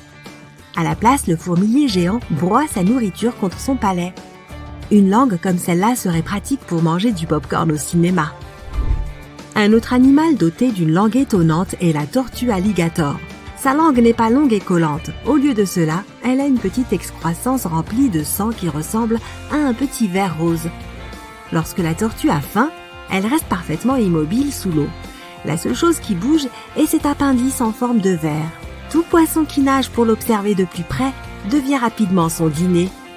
Cette tortue est aussi très douée pour retenir sa respiration. Elle peut rester sous l'eau pendant 50 minutes en attendant son repas. À titre de comparaison, la plupart des humains ne peuvent retenir leur souffle que pendant 1 à 2 minutes. Une autre langue étonnante, celle du manchot. Elle n'a pas de papilles gustatives, mais est couverte de poils kératinisés à la place. La kératine est la même substance qui compose nos ongles et nos cheveux. Ces protubérances hérissées pointent en arrière, vers la gorge, et un poisson malchanceux ne peut donc se déplacer que dans une seule direction, vers l'estomac du manchot. Mais l'une des langues les plus incroyables du monde animal appartient au caméléon. Contrairement au fourmilier, le caméléon ne peut manger qu'un seul insecte à la fois. Sa langue se termine par une boule de muscle collante. Il tire la langue et lorsqu'il touche sa proie, ce muscle change de forme. Il devient une ventouse, aidant à attraper l'insecte et à le ramener à sa bouche. Si tu as déjà essayé d'attraper une mouche, tu sais à quel point c'est difficile, car ces bestioles sont rapides. La langue du caméléon doit donc être encore plus rapide. Et elle l'est, elle peut théoriquement parcourir de 1440 mètres par seconde. Il est impossible qu'un insecte la voie arriver et ait le temps de s'échapper. Le caméléon a une autre capacité spéciale, il peut changer de couleur. On croyait autrefois que l'animal le faisait pour se cacher de ses ennemis, se fondant dans le décor et devenant ainsi presque invisible. Mais ce n'est pas vraiment la raison de cette capacité spéciale. En tant qu'animaux à sang froid, les caméléons ne peuvent pas réguler leur température corporelle comme nous le faisons. Ils prennent une couleur plus foncée pour absorber la chaleur du soleil. Et ils deviennent plus clairs pour réfléchir cette chaleur afin de se rafraîchir. Ils utilisent aussi cette capacité pour communiquer avec d'autres caméléons. Une couleur peut indiquer à un rival de rester à l'écart. Une autre peut être utilisée pour attirer un partenaire. C'est un peu leur version des emojis.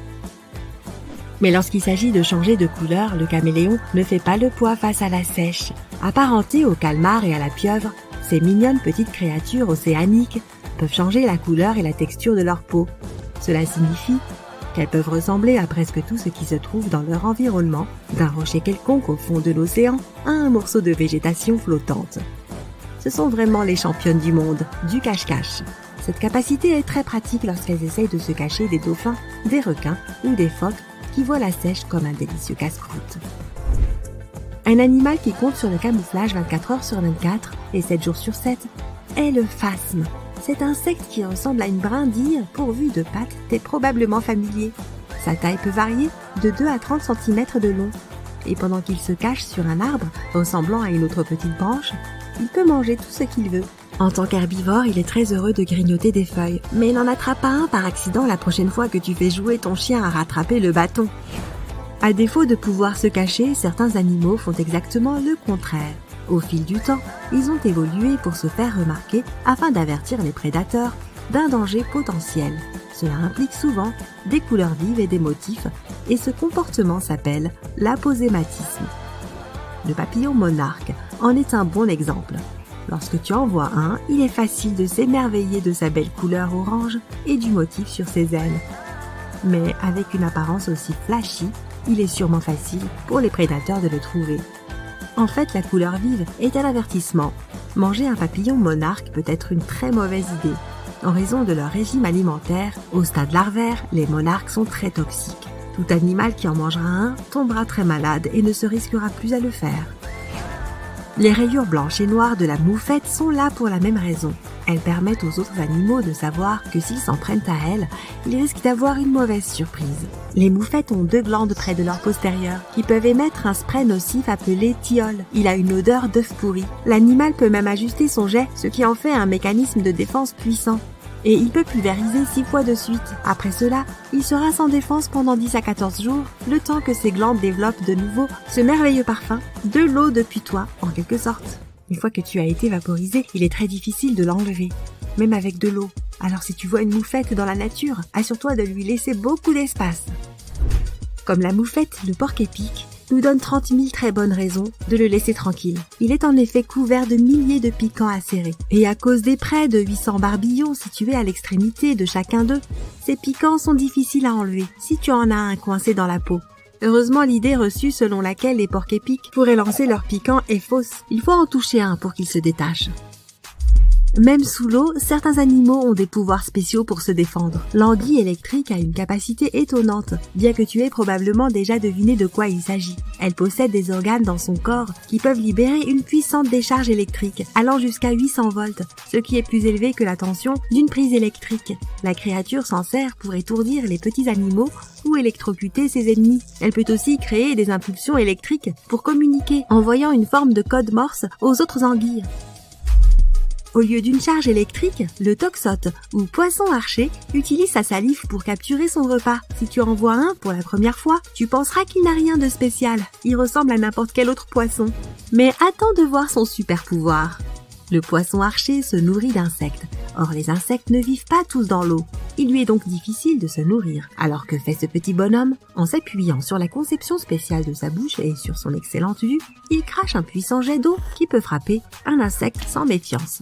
Il tombe ensuite dans l'eau et le poisson archer se précipite pour l'attraper. Le jet est si précis qu'il peut frapper un insecte jusqu'à 1,50 m de distance.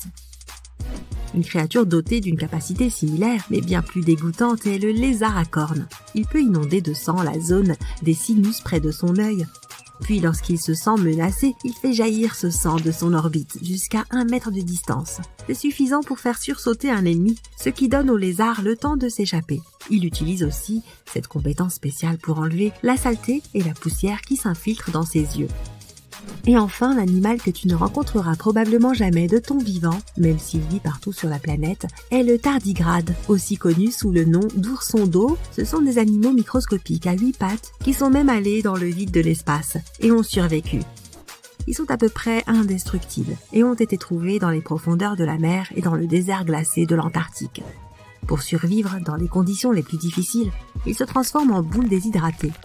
Sous cette forme, ils sont connus pour survivre à des températures aussi basses que moins 200 degrés et aussi élevées que 150 degrés. Eh bien, ça en fait des pouvoirs épatants. Enfin, sauf pour celui qui pisse le sang par les yeux. Ça, c'est juste dégoûtant. C'était l'une des plus grandes créatures à avoir jamais parcouru la Terre. Elle était plus longue qu'un bus scolaire normal et pouvait facilement peser plus que 10 éléphants ensemble. Mais où vivait le mégalodon? Comment a-t-il fini par avoir cette taille? Et surtout, pourquoi a-t-il disparu de nos jours? C'est ce que nous allons découvrir. Le mégalodon est le plus grand prédateur jamais connu dans l'histoire de notre planète. En termes de localisation, il vivait pratiquement dans toutes les eaux de notre globe, sauf près des pôles. La raison pour laquelle on n'a pas trouvé de dents de mégalodon en Antarctique est probablement que la gigantesque créature s'est adaptée uniquement aux eaux chaudes tropicales et subtropicales. Les plus jeunes aimaient rester sur les côtes, tandis que les adultes préféraient les zones côtières. Mais ils pouvaient aussi aisément se déplacer en pleine mer. Comment savons-nous que le mégalodon était si répandu? Nous pouvons seulement spéculer, en nous basant sur le fait que l'on a découvert les fossiles les plus au nord, au large des côtes du Danemark, et les plus au sud, en Nouvelle-Zélande. La question de savoir comment le mégalodon a atteint cette taille est toujours ouverte dans la communauté scientifique. Ils ont récemment découvert que tous les spécimens de cette espèce fascinante ne faisaient pas toute la même taille gigantesque. Cela est dû à la règle de Bergman, selon laquelle la température du milieu ambiant influe sur la taille de l'animal, qui doit conserver sa chaleur, soit en perdre. Les mégalodons qui atteignaient des eaux plus froides avaient probablement besoin de plus de poids corporel pour être sûrs de survivre à ces basses températures. Au contraire, ceux qui vivaient dans des eaux plus chaudes devaient être plus petits pour éviter de brûler. Mais à quoi ressemblait cet énorme poisson? La plupart des représentations modernes montrent le mégalodon comme un gigantesque requin blanc. Mais il semblerait que ce ne soit pas forcément exact. Le mégalodon avait probablement un nez beaucoup plus court et une mâchoire plus plate qui paraissait presque écrasée par rapport au grand requin blanc. De plus, il avait visiblement quelque chose en commun avec le requin bleu de nos jours, des nageoires pectorales extra longues. Ils en avaient besoin pour supporter leur poids et leur taille lorsqu'ils naviguaient dans les eaux de la planète. Enfin, les demoiselles mégalodons, étaient certainement environ 2 fois plus grandes que les messieurs. Quant à leur progéniture, même un petit mégalodon était énorme, au moins 1,5 mètre du nez à la queue. Comment le savons-nous? Parce que des spécialistes sont tombés sur des sites de reproduction de mégalodons au Panama, dans le Maryland, aux îles Canaries et en Floride.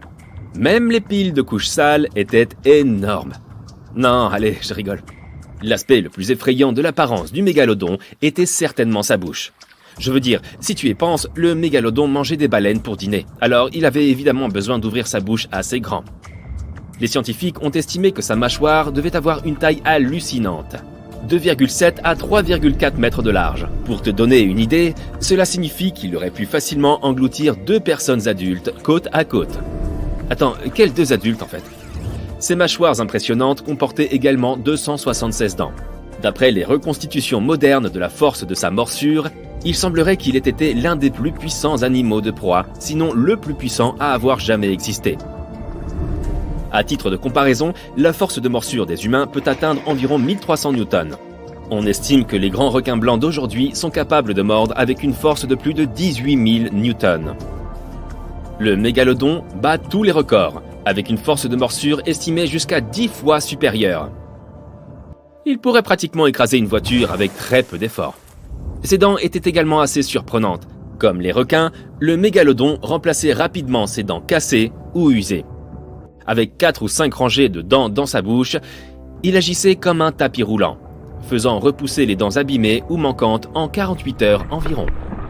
Cela signifie qu'un mégalodon adulte aurait probablement fait pousser plusieurs milliers de dents au cours de sa vie.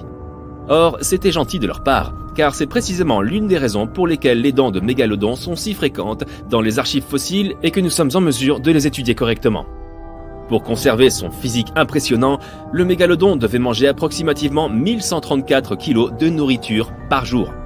Tu n'arrives pas à te faire à cette idée? Eh bien, c'était l'équivalent d'une vache écart par jour pour survivre. C'est comme si tu devais manger 3300 boîtes de thon par jour. J'ai souvent utilisé le mot mégalodon, mais je vous ai déjà dit d'où il venait. Traduit du grec, il signifie dents géantes. Ah, ces Grecs, ils sont malins. Cependant, le nom scientifique complet de ce requin géant est un peu plus compliqué. Carcharoclès mégalodon. Mais ces gigantesques prédateurs ont-ils vraiment disparu? Nous tendrions à le croire, mais soyons honnêtes une seconde. Nous en savons plus sur la surface de Mars que sur les profondeurs de nos océans. Nous n'avons exploré que 15% de nos océans. Qui sait ce qui peut se trouver là-bas, dans les profondeurs? Peut-être d'anciens prédateurs? La fosse des Mariannes est la fosse océanique la plus profonde sur Terre. Challenger Deep, sa partie la plus profonde, est si profonde que l'on pourrait y plonger l'ensemble du mont Everest. Et il resterait encore plus d'1 kilomètre au-dessus de la surface. C'est super profond. Si un mégalodon ou deux avait besoin d'un endroit où se poser, ce serait un endroit assez discret. Cependant, la fosse des Mariannes n'est pas un endroit particulièrement confortable. Tu sais, parce que c'est froid et plongé dans l'obscurité totale et tout ça. Les températures ici sont d'environ 2 degrés Celsius toute l'année. Et pour couronner le tout, la pression est 1000 fois plus forte qu'au niveau de la mer. On peut supposer que si un mégalodon se cachait ici, ses dents et ses os ne seraient pas en très bon état. À cause de la forte pression qui règne dans la fosse des Mariannes, les protéines et le calcium commencent à se dissoudre et à se désintégrer. C'est pourquoi, par exemple, le poisson limace, le poisson le plus profond que nous ayons découvert, a évolué vers un cartilage flexible à la place des os. Pour survivre ici, le mégalodon aurait dû apprendre à naviguer dans l'obscurité totale. Cela signifie qu'il serait devenu bioluminescent ou aurait évolué pour développer des yeux énormes comme le calamar géant. Bien que cela puisse sembler être une idée intrigante et géniale pour un scénario de film, la plupart des scientifiques ne pensent pas que cela soit possible. Pourquoi ? Eh bien, la majorité d'entre eux disent que c'est à cause de la taille du mégalodon. La plupart des aliments que les mégalodons aiment manger vivaient dans les zones océaniques peu profondes et non dans les eaux profondes. Les spécialistes pensent que si ces animaux erraient encore dans nos eaux, il serait impossible que nous ne le sachions pas. Il faudrait qu'ils viennent dîner de temps en temps, non ? Leur nourriture est également la cause la plus probable de la disparition du mégalodon. Alors que certains spécialistes pensent que le mégalodon s'est éteint à cause d'une baisse de la température de l'eau de l'océan, la majorité des scientifiques suggèrent que la dynamique changeante de la chaîne alimentaire est peut-être plus responsable. Pourquoi ? Parce qu'à un moment donné, il y avait de moins en moins de sa principale source de nourriture, les baleines à fanon. Et en même temps, le nombre de ses concurrents naturels, comme les requins prédateurs plus petits, comme le grand requin blanc et les baleines, a augmenté. Le mégalodon a vécu sur cette planète bien plus longtemps que nous, et à une époque où nous n'existions pas encore. Ils sont restés ici près de 70 fois plus longtemps que nous, les humains modernes, et ont habité les océans pendant environ 20 millions d'années. L'Homo sapiens est apparu il y a approximativement 300 000 ans. Le mégalodon a réussi à survivre si longtemps, surtout grâce à sa taille imbattable. Il pouvait faire un repas de presque tout ce qui se trouvait dans la mer à l'époque. Nous pouvons considérer ces deux espèces comme des créatures préhistoriques, mais les mégalodons et les dinosaures n'ont jamais coexisté sur Terre. Les dinosaures se sont probablement éteints il y a environ 66 millions d'années. Les mégalodons semblent être apparus un peu plus tard. En effet, les plus anciens fossiles de mégalodons que nous avons découverts jusqu'à présent datent de l'époque du Miocène, qui a commencé il y a 23 millions d'années. Adieu, Meg!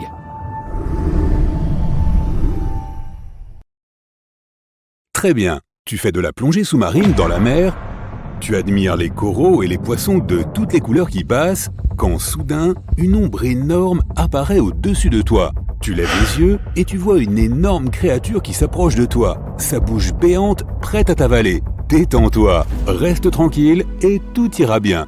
Ce Léviathan est un requin pèlerin, un des monstres marins les plus effrayants qui existent, mais en fait, il n'est pas vraiment capable de faire du mal à qui que ce soit. Les requins pèlerins sont des filtreurs, tout comme les baleines à fanon. Ils ouvrent leur grande gueule pour avaler du plancton et n'ont même pas de dents.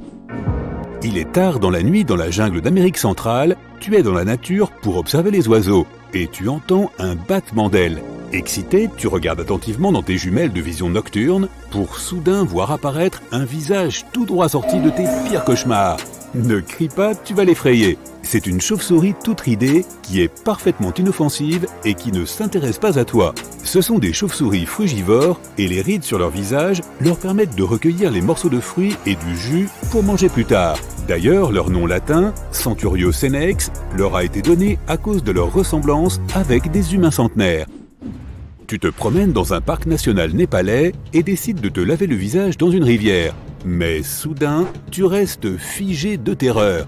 Un crocodile te regarde droit dans les yeux à quelques mètres de distance. Puis il lève son museau au-dessus de l'eau et tu respires à nouveau soulagé. C'est un gavial du Gange. Ces reptiles ont un museau long et étroit qui leur permet de capturer efficacement des poissons tout en leur interdisant de chasser toute autre proie. Bien qu'ils soient encore carnivores, les gavials sont assez timides et s'éloignent rapidement à la vue des humains. À l'heure actuelle, il n'y a pas plus d'1 millier de ces crocodiliens dans le monde entier.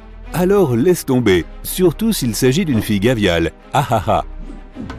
Tu creuses dans ton jardin et tu remarques que quelque chose bouge sur ta pelle. Tu regardes de plus près et tu laisses tomber l'outil avec horreur. Une petite créature qui ressemble à un méchant extraterrestre se précipite dans un terrier dans le sol. Ne t'inquiète pas, ce n'est qu'un condylure étoilé.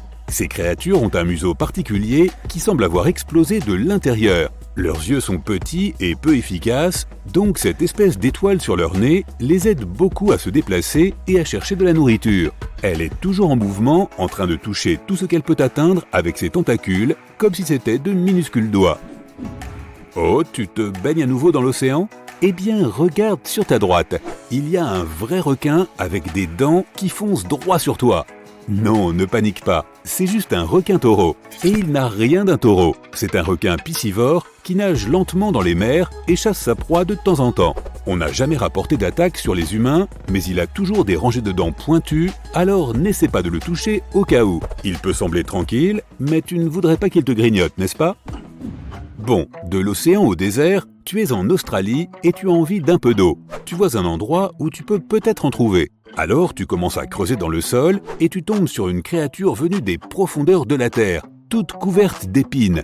Elle te regarde avec suspicion et s'éloigne en glissant, car ce n'est qu'un diable cornu. Malgré son nom inquiétant, ce lézard est inoffensif pour l'homme. Les bosses en forme de cornes qu'il porte sur la peau servent à le protéger des prédateurs et des oiseaux de proie. Les épines sont dures, mais tant que tu ne les touches pas, tout va bien.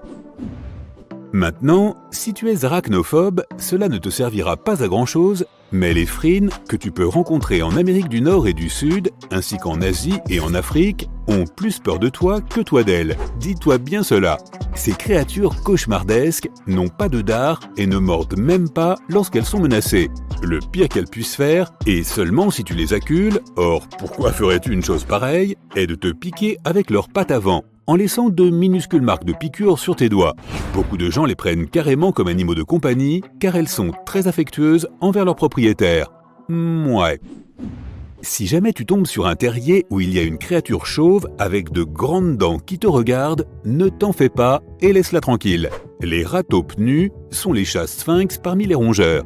Ce sont des parents proches des rataupes, mais bon, ils sont nus, et ils sont fascinants en eux-mêmes.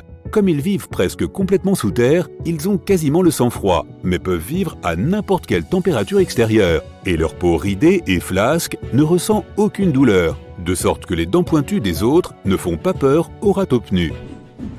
Tu es une fois de plus perdu dans la jungle, cette fois-ci à Madagascar. Pauvre de toi, décidément. La nuit est tombée et tu cherches un abri. Mais quand tu penses avoir trouvé un arbre approprié pour construire un refuge, tu restes figé de terreur. Une main noire avec de longs doigts apparaît sur une branche de l'arbre juste au-dessus de toi, avec deux énormes yeux jaunes qui te fixent. Puis tu vois un visage hirsute et tu réalises que ce n'est qu'un lémurien, un aïe-aïe plus précisément. Cette créature est originaire de Madagascar et ne sort que la nuit. Tu as donc de la chance de la voir. Il joue le rôle d'un pivert dans les forêts tropicales. Il frappe sur les troncs d'arbres pour trouver des insectes et utilise ses longs doigts pour atteindre l'intérieur. Fatigué d'avoir peur, tu cherches à revenir à la maison, mais les horreurs ne sont pas encore finies.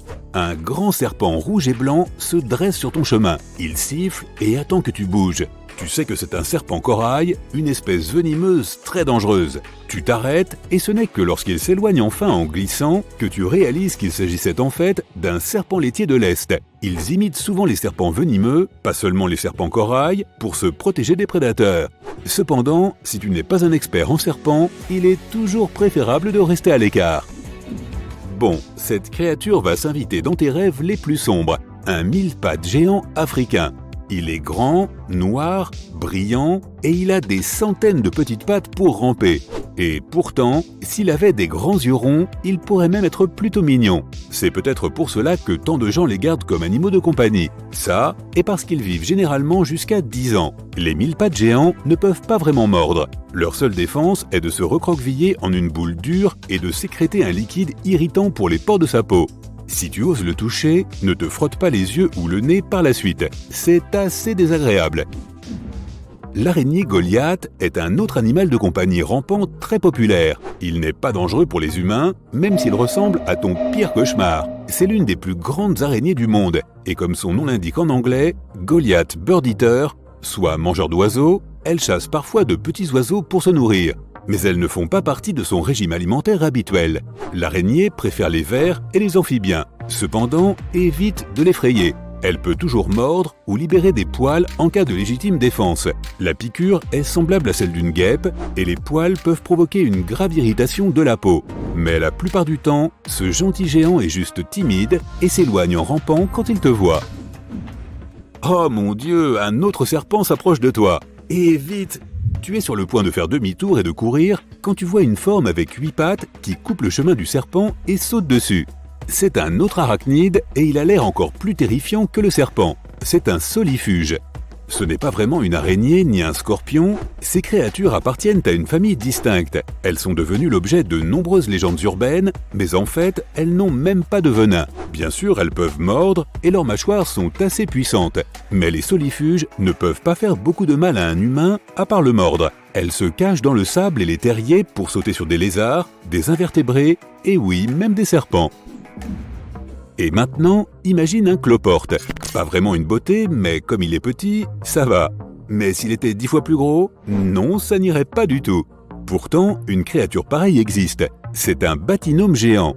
Heureusement, il se tapit dans des eaux profondes, sombres et froides, donc il n'apparaît jamais dans ton jardin. Les bathynomes géants atteignent une taille pareille à cause de ce qu'on appelle le gigantisme des profondeurs. Les créatures des profondeurs doivent supporter une grande pression de l'eau, des températures extrêmement froides et peu de nourriture, ce qui ralentit leur métabolisme. Les isopodes ne se déplacent pas beaucoup, et le plus souvent, ils attendent qu'un petit insecte ou un crustacé rampe à leur portée pour qu'ils puissent le croquer. Et même si vu d'en bas, il ressemble à une créature horrible avec une quantité de pattes, il ne peut pas te faire de mal, même s'il le voulait. Il suffit de le caresser. Vas-y!